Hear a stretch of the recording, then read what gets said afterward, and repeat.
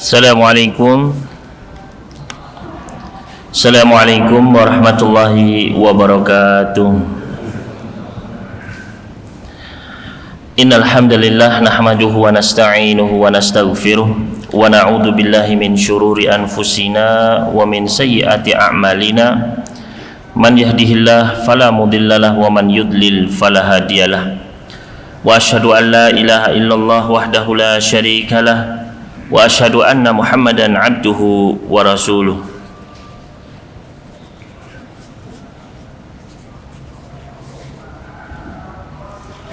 Sallallahu alaihi wa ala alihi wa sahbihi wa man sara ala nahjihi ila yaumil qiyamah. Wa ba'd. Allahumma alimna ma yanfa'una wa anfa'na bima 'allamtana wa zidna ilman wa hudan wa tuqan wa salahan ya rabbal alamin. Ikhwani fiddin, kaum muslimin muslimat, jamaah masjid ulil albab rahimani wa rahimakumullah. Alhamdulillah, pertama-tama marilah senantiasa kita bersyukur kepada Allah Subhanahu wa taala atas nikmat demi nikmat yang masih Allah curahkan kepada kita sekalian, sehingga kita bisa masih melaksanakan ketaatan demi ketaatan kepada Allah Subhanahu wa taala.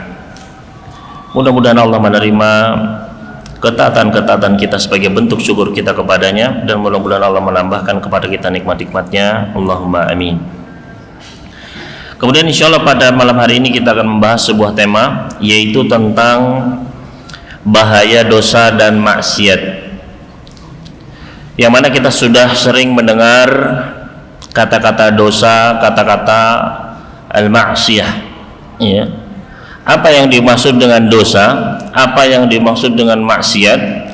Para ulama menjelaskan bahwasanya yang dimaksud dengan dosa ataupun maksiat adalah segala bentuk hal yang melanggar apa yang diharamkan oleh Allah Subhanahu wa taala dan Rasulnya, dan meninggalkan apa-apa yang diwajibkan oleh Allah Subhanahu wa taala dan Rasulnya. Maka ketika seseorang dia meninggalkan suatu kewajiban atau melakukan sesuatu yang diharamkan oleh Allah Subhanahu wa taala, maka saat itu dia terjatuh kepada perbuatan dosa dan maksiat, ya. Jadi batasannya adalah apa-apa yang diwajibkan, ya, tidak boleh ditinggalkan, dan apa-apa yang diharamkan oleh Allah Subhanahu wa taala tidak boleh dilanggar. Kalau itu dilewati, maka dia terjatuh ke dalam dosa. Rasul sallallahu alaihi wasallam beliau pernah menafsirkan, mendefinisikan dosa itu dengan ciri-cirinya terhadap hati orang beriman.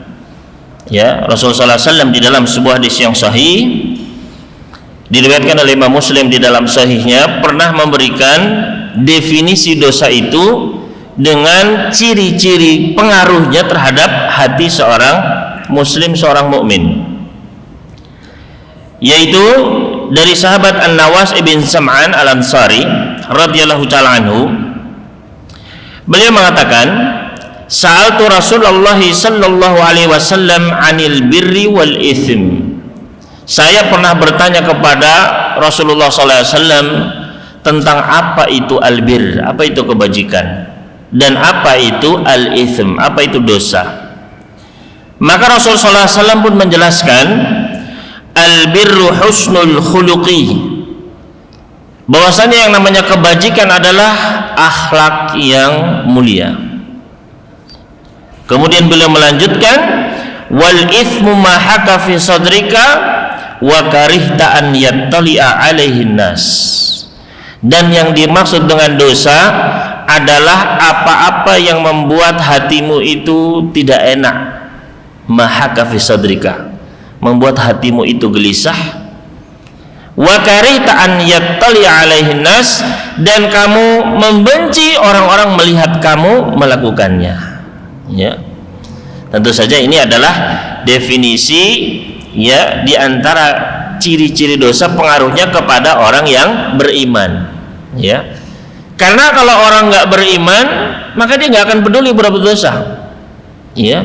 Kalau orang itu dia tidak memiliki keimanan, maka dia nggak akan malu berbuat dosa, Ya, dia memampang aurat misalnya di tempat umum, biasa menurut dia, karena dia tidak memiliki al-iman. Ya. Maka di sini perbuatan dosa adalah mahaka fi sadrika, yang membuat hatimu itu gelisah, nggak enak di hati itu, ya. Dan kamu tidak senang orang-orang tahu bahwasanya kamu melakukan perbuatan tersebut, ya. Maka itu adalah ciri-ciri dosa bagi hati orang yang beriman, ya.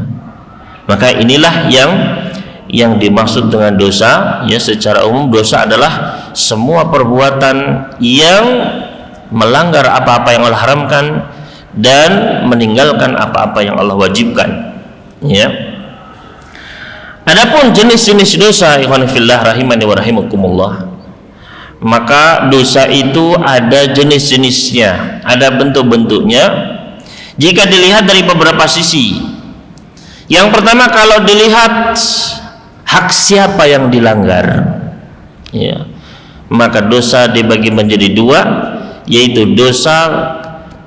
dosa kepada hak Allah Subhanahu wa taala, dan yang satu lagi adalah dosa kepada hak sesama manusia, sesama makhluk. Ya. Hak kepada Allah Subhanahu wa taala, misalnya sholat ditinggalkan, hak Allah Subhanahu wa taala, ya. Maka ini adalah haknya Allah Subhanahu wa taala. Sedangkan hak kepada sesama, misalnya kita memukul orang, kita menggibah orang, mencuri barangnya orang, ya, maka ini adalah pelanggaran terhadap hak sesama. Adapun dilihat dari besar kecilnya, maka dosa pun dibagi, Bapak Ibu sekalian, ada dosa-dosa yang besar dan ada dosa-dosa yang kecil, ya.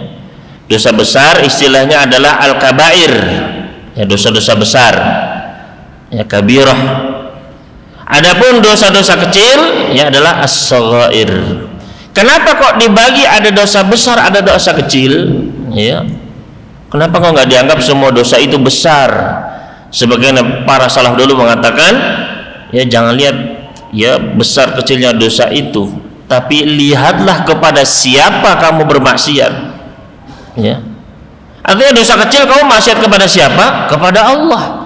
Kamu dosa besar bermaksiat kepada siapa? Kepada Allah juga. Lihat kepada siapa kamu bermaksiat, ya.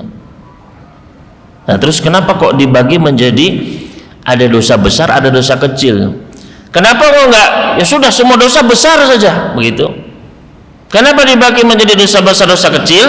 Karena Allah dan Rasulnya sendirilah yang membagi ada dosa besar, ada dosa kecil, ya. Jadi kita tidak bisa mengada-ada dalam perkara agama ini, kecuali memang Allah sendiri yang menentukannya. Di antara dalilnya adalah Al-Qur'anul Karim, surat An-Nisa surat keempat ayat ke-31, ya. Di antara dalil yang menunjukkan bahwasanya ada dosa besar, ada dosa kecil, di dalam surat An-Nisa surat keempat ayat ke-31, Allah Jalla fi'ula berfirman, in tajtanibu kaba'ira ma tunhauna anhu nukaffir ankum sayyi'atikum wa nudkhilkum mudkhalan karima. Ya. Kata Allah Subhanahu wa taala, in tajtanibu, kalau kalian menjauhi kaba'ira ma tunhauna anhu, dosa-dosa besar yang kalian dilarang darinya, nukaffir ankum, kami akan hapuskan, gugurkan dari kesalahan-kesalahan kalian, wa nudkhilkum mudkhalan karima, dan kami akan masukkan kalian ke tempat yang mulia, yaitu surga, ya. Jadi di sini disebutkan apa? Kabairah.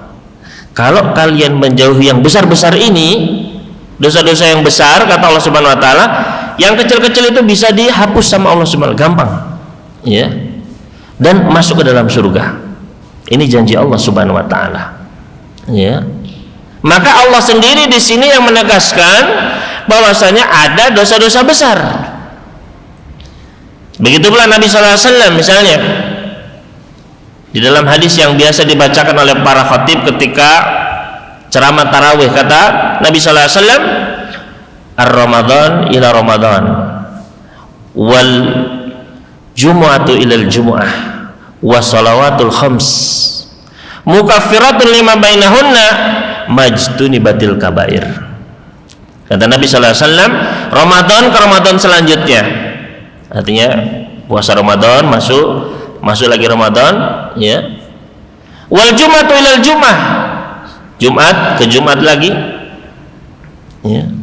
Wa salawatul khams, salat yang 5 waktu, ya, dari maghrib, isya ke subuh, mukaffiratun lima bainahunna, bisa menggugurkan dosa-dosa di antaranya, ya, bisa menggugurkan dosa-dosa di antara semua itu, ya. Syaratnya apa?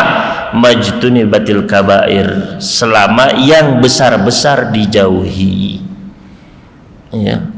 Maka otomatis kita sholat maghrib, ya, nanti sholat isya itu yang kecil-kecil serat langsung hilang, ya. Syaratnya apa? Selama yang besar-besar itu dijauhi. Makanya para ulama membagi, ada kabair, dosa-dosa besar, ada shaghair, ada dosa-dosa kecil, ya. Maka kita perlu tahu apa saja itu dosa-dosa besar, harus tahu, ya. Kenapa? Karena Allah janjikan, kalau intajtanibu kabaira ma tunhauna, kalau kalian jauhi ini yang besar-besar, ya, nukaffir ankum min sayyiatikum, yang kecil-kecil kita bereskan sudah, dan dimasukkan ke dalam tempat yang mulia. Ini janji Allah Subhanahu wa taala. Makanya penting kita tahu apa saja sih dosa-dosa besar itu. Makanya para ulama menulis banyak kitab tentang al-kabair. Di antaranya ditulis oleh al-Imam Az-Zahabi rahimahullah ta'ala. Beliau menulis kitab yang judulnya Al-Kabair, ya. Di situ beliau menyebutkan ada, ya, puluhan dosa-dosa besar, ya. Kemudian ditambah lagi oleh para ulama, ditambah al-manhiyat, ya. Masih ada dosa-dosa besar lainnya. Maka di sini kita penting, karena kenapa kok kita harus tahu apa saja itu Pak dosa-dosa besar? Karena takutnya kita melakukannya tanpa kita sadari, dan ini banyak sekali, ya. Dan ini banyak sekali. Apa sih yang dimaksud dosa besar? Para ulama berbeda pendapat tentang definisi dosa besar. Namun di antara definisi yang lumayan jami' mani adalah bahwasanya dosa-dosa besar itu adalah dosa-dosa yang ada haddun fid dunya, ada hukuman tetapan Allah di dunia, dan ada ancaman nanti di akhirat, baik itu adab kubur, ya, atau adab-adab apa, atau neraka, ya, atau disiksa macam-macam, ya. Maka ini diantara definisi dosa besar yang cukup, ya, lengkap, ya. Yaitu dosa-dosa yang ada hukumannya di dunia, ketetapan hukuman. Contohnya apa? Seperti misalnya mencuri, ya, ada ketetapan di dalam Al-Quran, as-sariqu was-sariqatu faqtu aydiyahuma, pencuri lelaki wanita potong tangannya, ya. Ataupun zina misalnya, ya, dan yang lain-lainnya. Nah, itu dosa besar. Kenapa? Karena ada hukumannya di dunia, ya. Dan juga ada hukuman di akhirat. Misalnya tadi ada kubur, ya, ataupun misalnya, ya, di padang mahsyar, misalnya orang yang tidak mengeluarkan zakat maka akan disetrika, ya, dengan emas-emasnya, perak-peraknya. Atau misalnya zakat hewan yang nggak dikeluarkan maka diinjak-injak oleh hewannya terus sampai nanti, ya, jelas kemana tempatnya, neraka atau surga, ya. Atau diberikan ancaman laknat Allah, ya. Allah tidak akan melihatnya, tidak akan mensucikannya, tidak akan berbicara kepadanya. Ini ancaman-ancaman. Maka itu adalah termasuk dosa besar, ya. Dan ini banyak Bapak Ibu sekalian, dan banyak dilakukan oleh kaum muslimin tanpa sadar, ya. Apa yang mereka tonton, apa yang diucapkan, ya, kan dosa macam-macam, ya. Termasuk jenisnya adalah dengan anggota mana dilakukan. Ada yang dengan tangan, ada yang dengan lisan, ada yang dengan, ya, mata, dengan kaki, ya. Ada yang terkait dengan harta, ada yang terkait dengan darah, dan lain sebagainya. Ya. Jadi itu dosa menurut besar kecilnya, ada dosa al-kabair, ada dosa as-saghair, dosa-dosa yang kecil. Ya.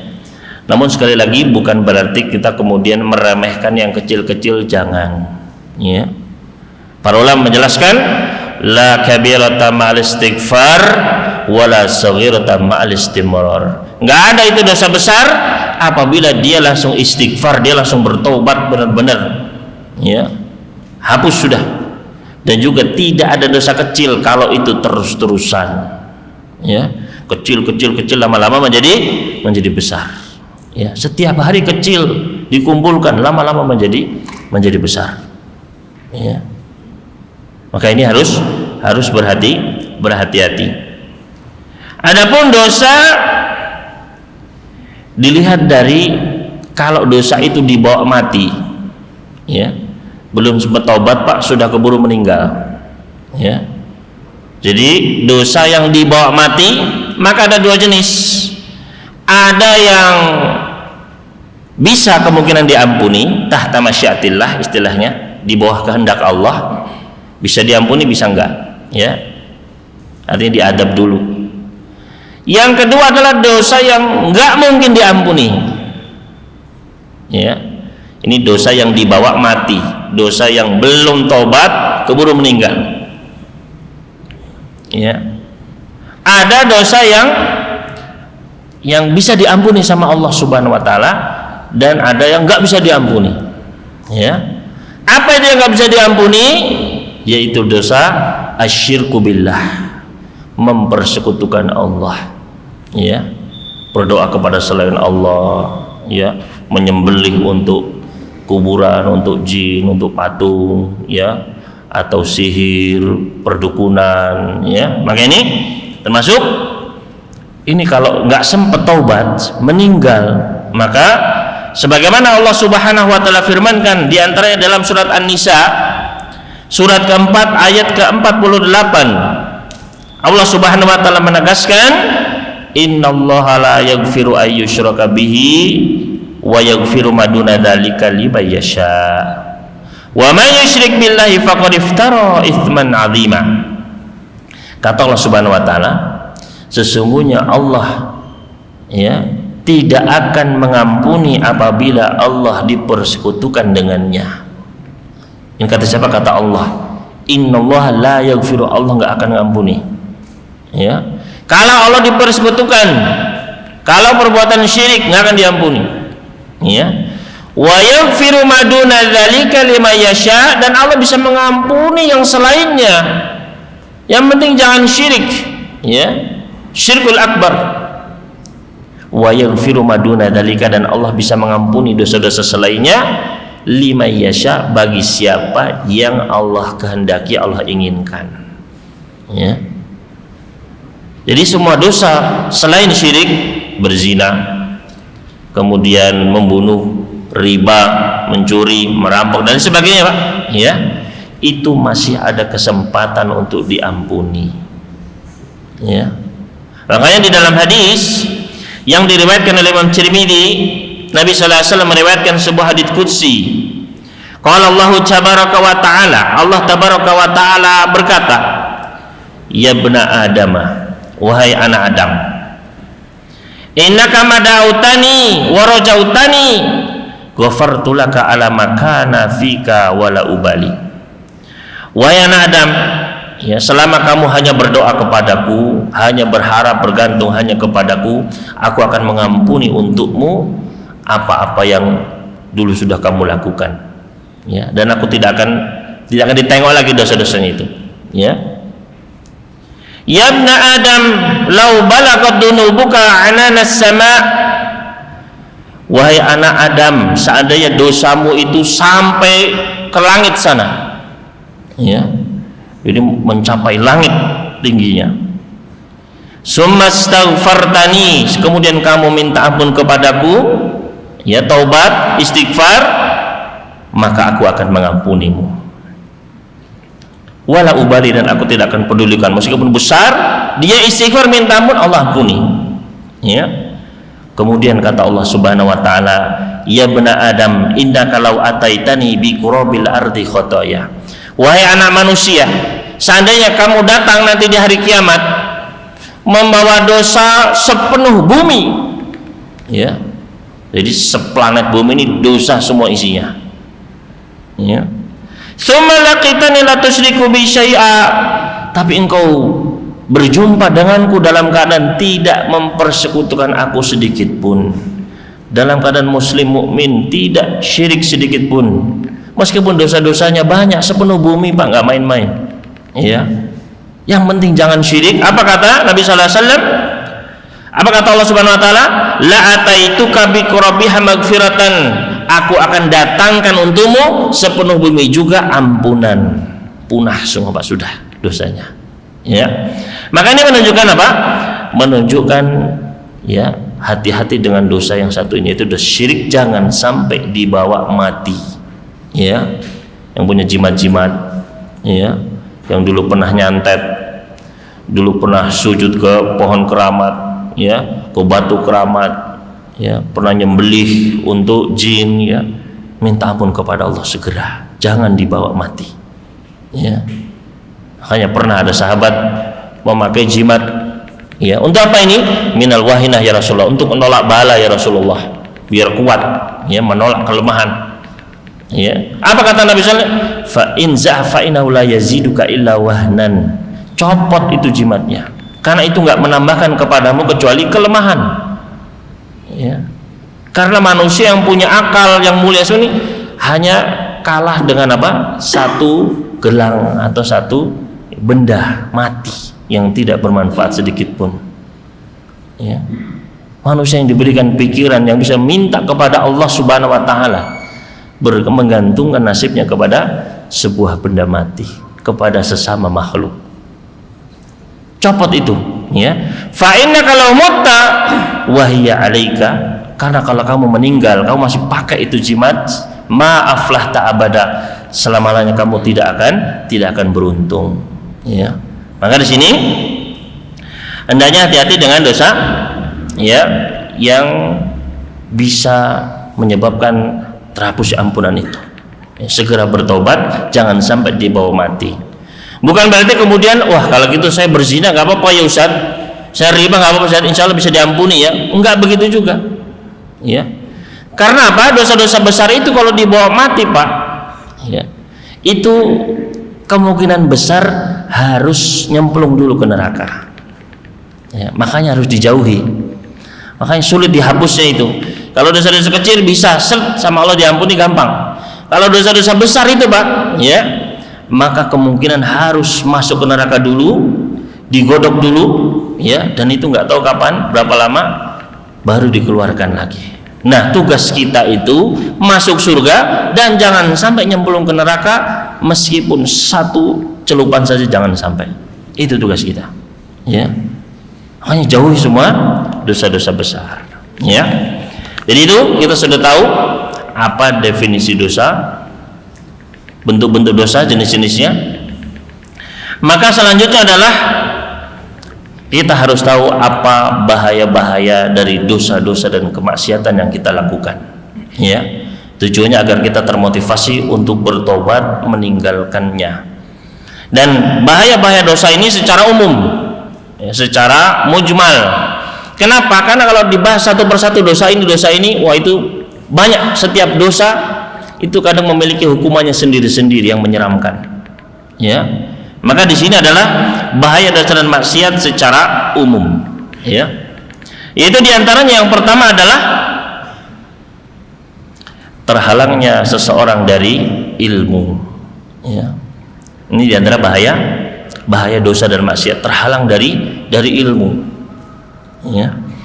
Sebagaimana Allah Subhanahu wa taala firmankan di dalam Al-Qur'an surat Al-Baqarah surat kedua ayat ke-282, ya, di akhir ayat tersebut, surat Al-Baqarah ayat 282, di akhir ayat tersebut Allah berpesan, wattaqullah wa yu'allimukumullah. Wattaqullah, bertakwalah kalian kepada Allah, wa yu'allimukumullah, maka Allah akan mengajarkan ilmu kepada kalian, ya. Berarti ketika seseorang dia tidak bertakwa, dia bermaksiat kepada Allah, maka dia akan terhalang dari ilmu, ya. Dan ini bahaya sekali, Pak. Kenapa? Karena kunci kebaikan, ya, tanda kebaikan dari langit dari Allah Subhanahu wa taala, yang pertama adalah bertambahnya ilmu seseorang.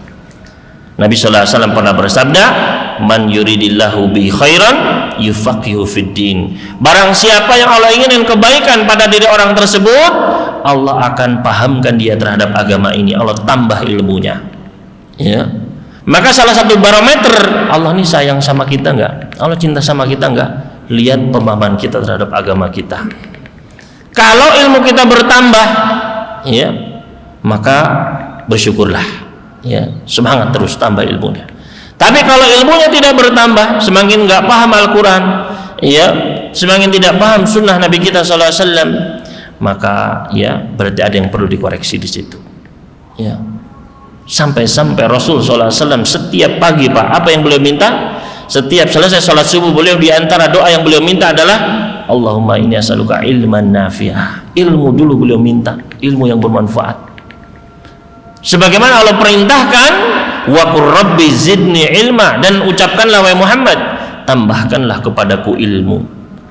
Ya, Allah nggak pernah menyuruh nabinya minta tambahan selain ilmu, nggak ada. Coba cari di semua Al-Quran.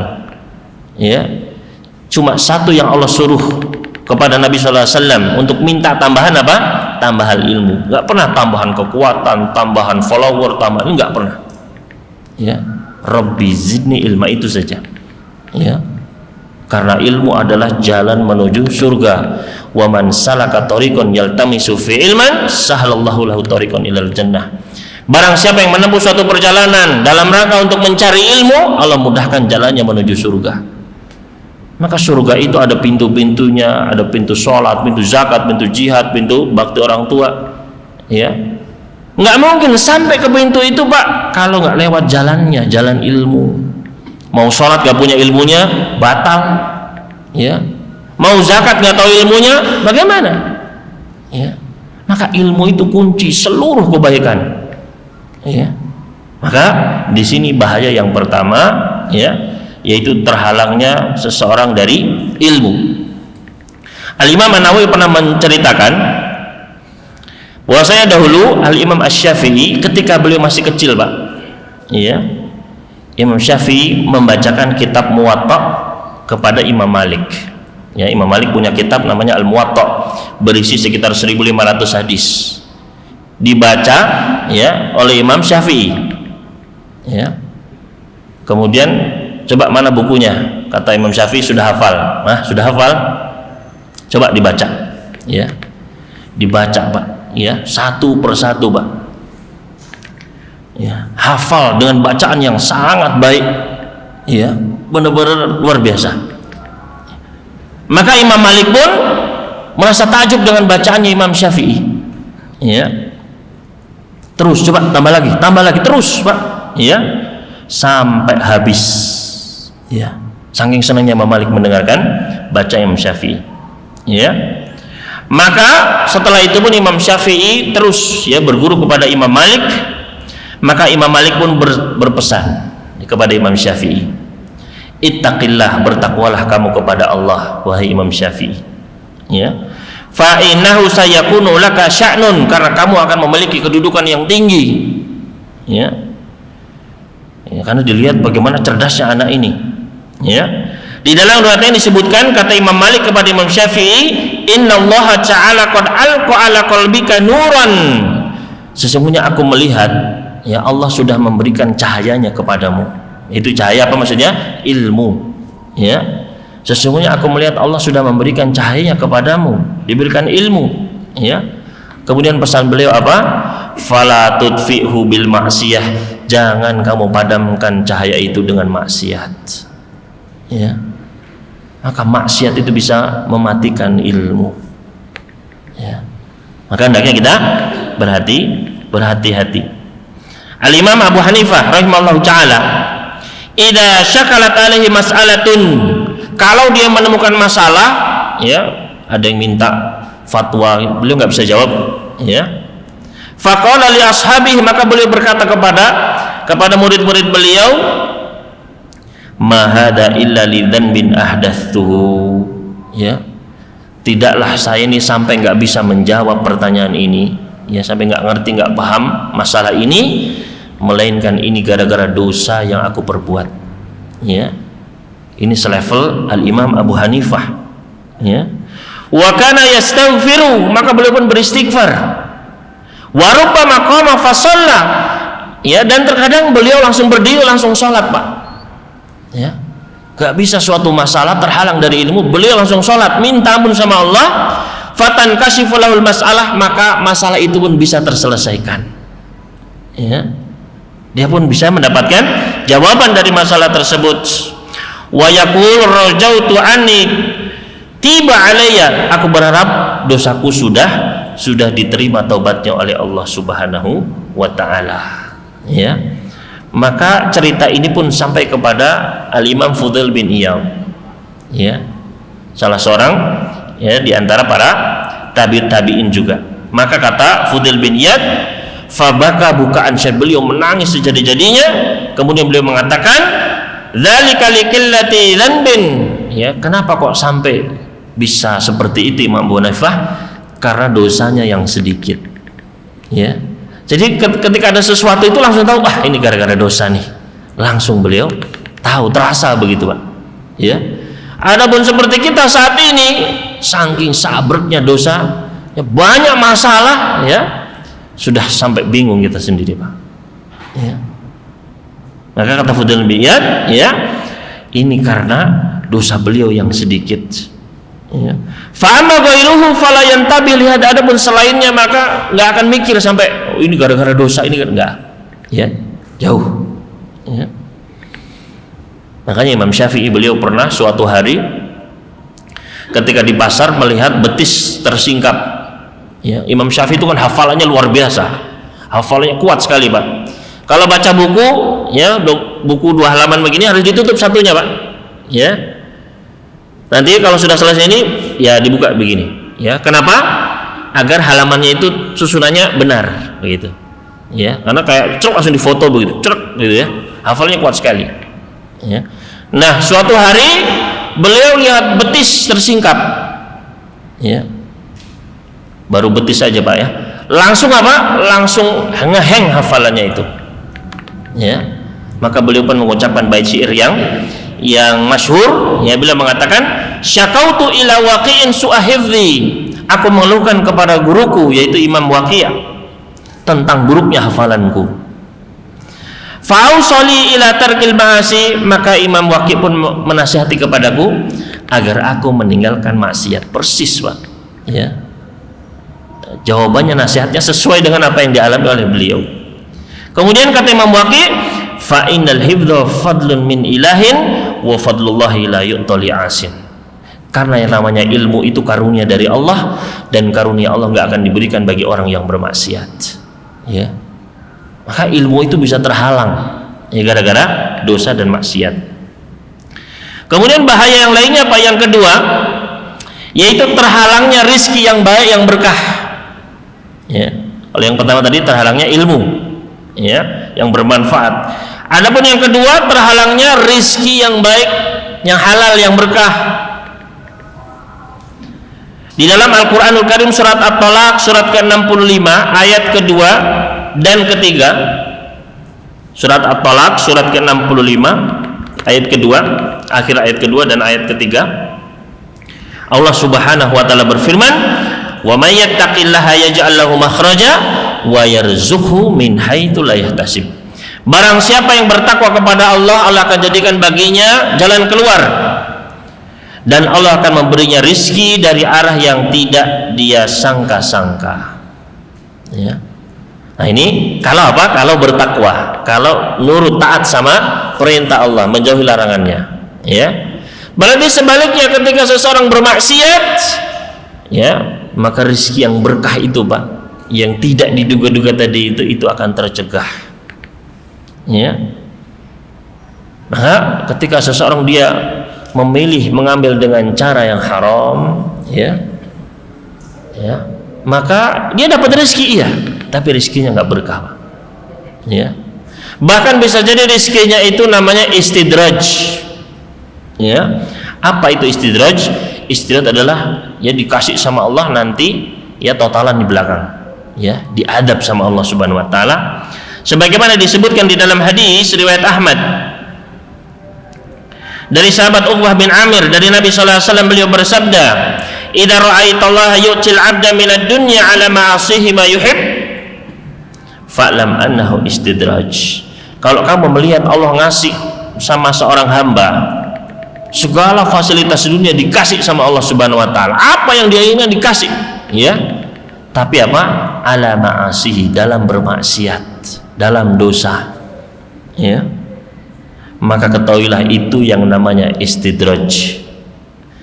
Summa ta'ala Rasulullah sallallahu alaihi wasallam, kemudian Rasul sallallahu alaihi wasallam membacakan firman Allah di dalam Al-Qur'an surat Al-An'am surat ke-6 ayat ke-44, yaitu Allah berfirman, falamma nasu ma dzukiru bihi fatahna alaihim abwaaba kulli syai' hatta idza farihu bima utu akhadnahum baghtah.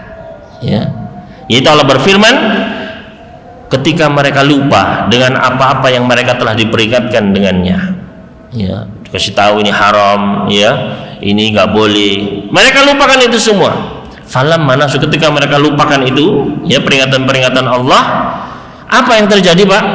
Fatahna alaihim, justru sama Allah dibuka semua pintu fasilitas, dibuka sama, dikasih harta, rumah besar, ya kendaraan, semua dikasih, Pak.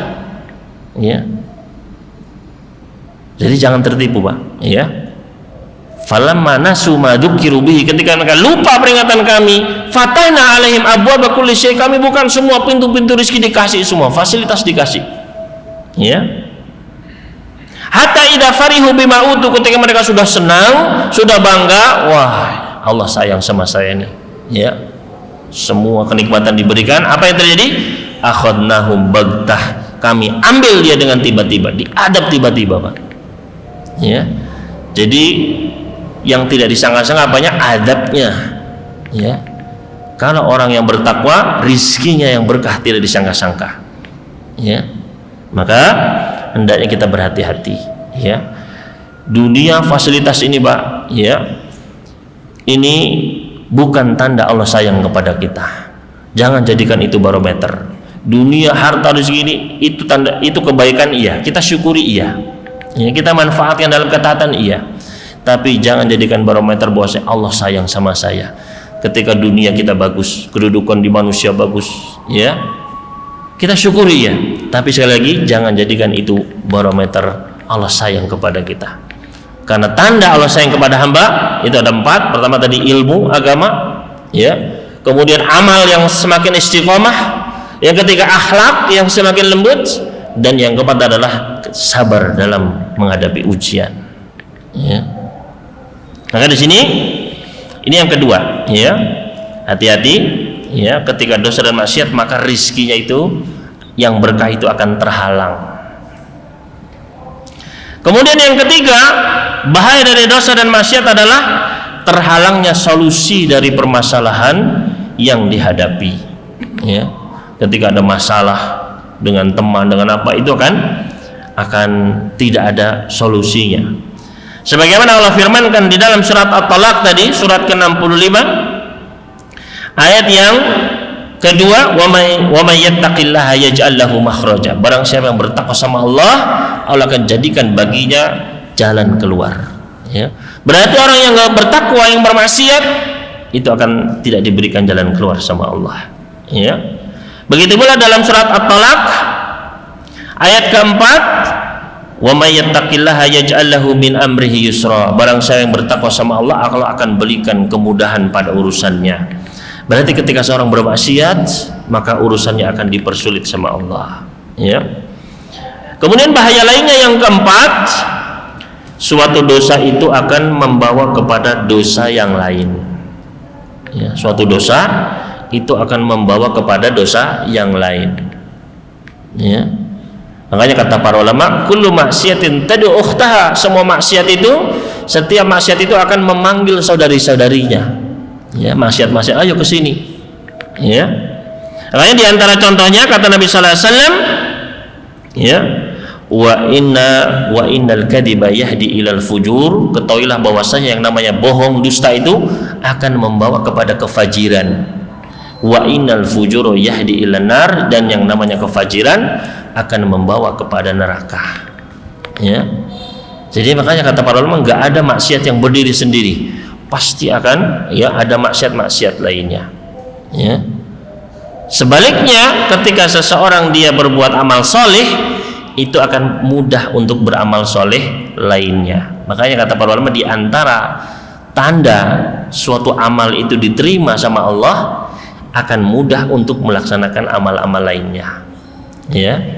Sebaliknya, maksiat akan membawa kepada maksiat lainnya, dan maksiat membuat orang semakin susah untuk melaksanakan ketaatannya.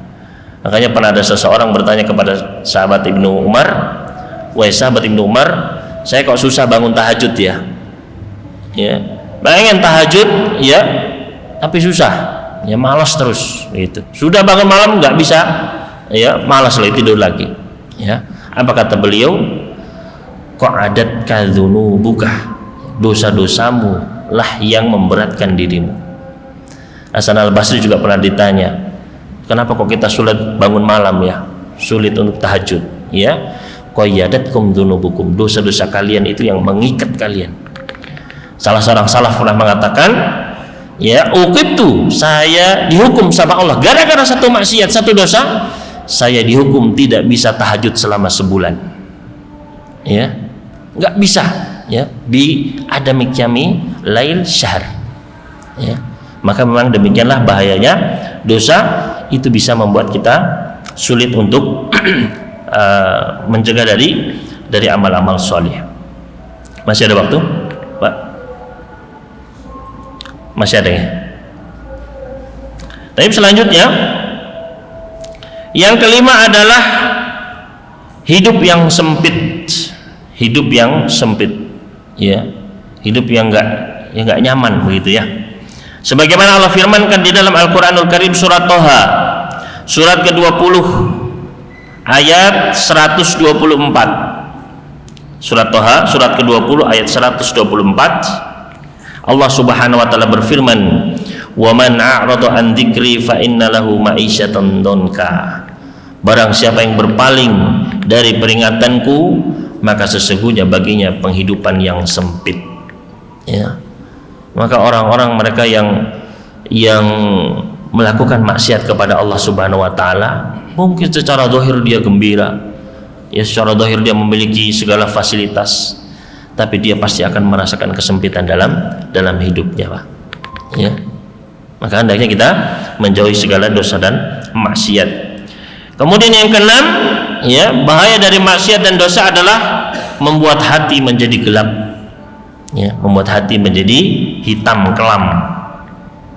Sebagaimana sabda Nabi sallallahu alaihi wasallam dalam hadis riwayat Tirmidzi, sesungguhnya seorang hamba apabila dia melakukan suatu kesalahan, maka akan diberi titik, ya, pada suatu titik hitam di hatinya. Ya. Kalau dia berhenti dari maksiat tersebut, dia istighfar, dia bertobat, sukhila qalbu, maka hatinya menjadi putih lagi. Tapi kalau dia ulangi terus menerus, tidak tobat, tidak istighfar, maka bertambahlah terus hitam terus, Pak. Ya, hatta ta'lu qalbah, sampai hitam itu memenuhi hatinya semua.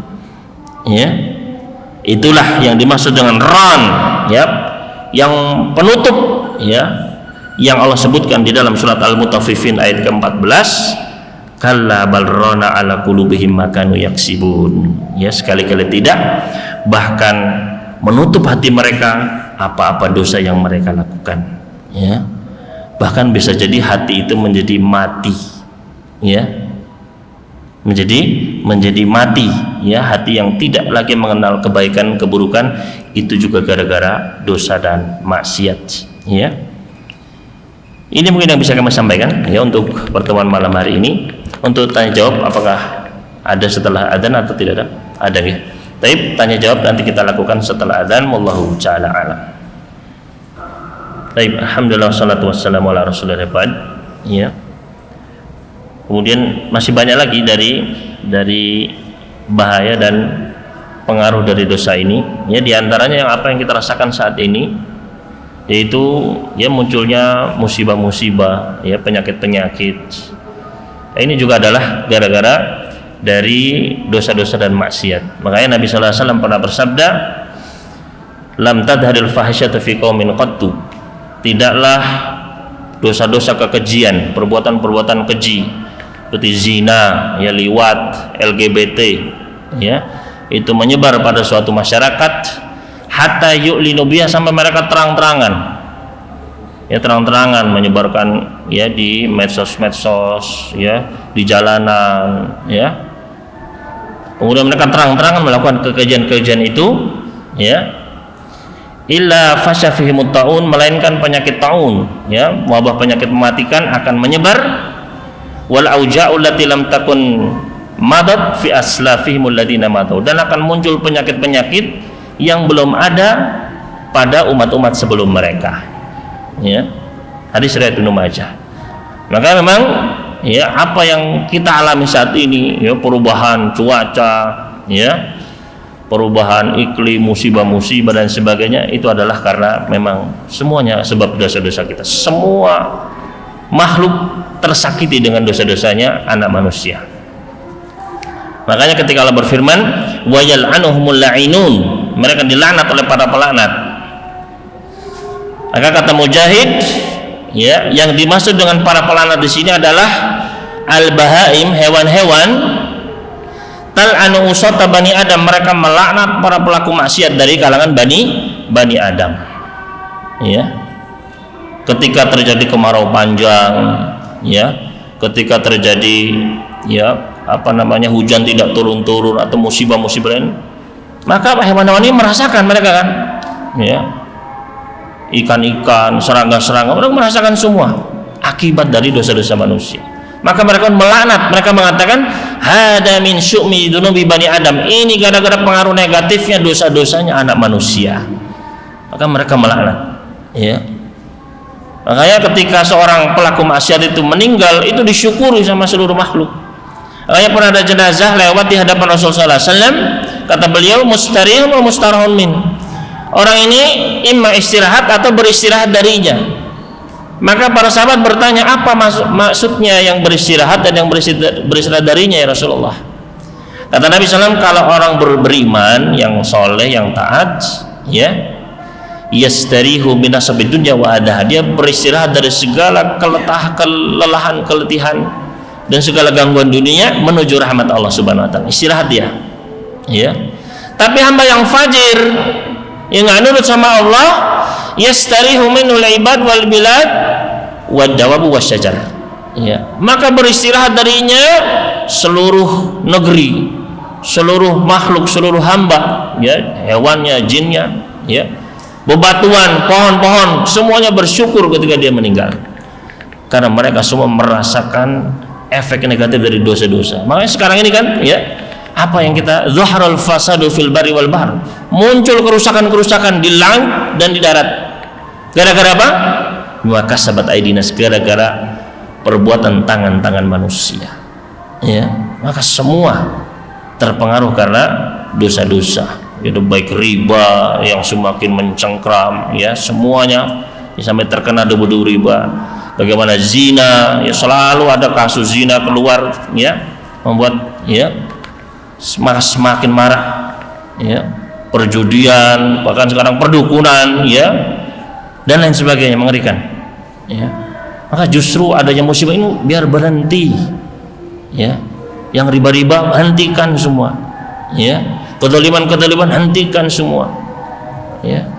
Malah justru semakin marah, ya. Terkadang di SMS kita lihat SMS, ya, apa gadai, bunga, apa pinjaman, riba, ya, atau penipuan, selamat, ya. Jadi SMS itu isinya kalau nggak penipuan, ya riba, kadang syirik, malah siap pesugihan macam-macam begitu. Naudzubillahi min dzalika, ya, isinya maksiat semua, Pak. Buka handphone pun begitu, yang dipajang aurat, ya, orang joget-joget yang nyanyi terbuka auratnya. Benar-benar, ya,